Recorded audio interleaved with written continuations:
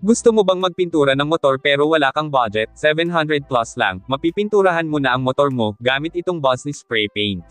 Para hindi masyadong mahirapang magliha, pwede kang gumamit ng Strip-Sol sa mga bakal na pipinturahan. Ang mga lihang ginamit ko dito ay 360, 400 at 1000.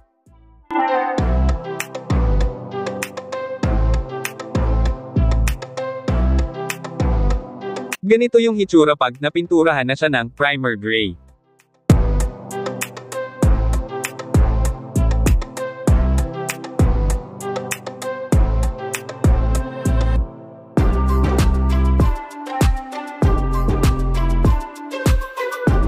Ganito naman yung hitsura pagkatapos pinturahan ng black at lagyan ng clear coat.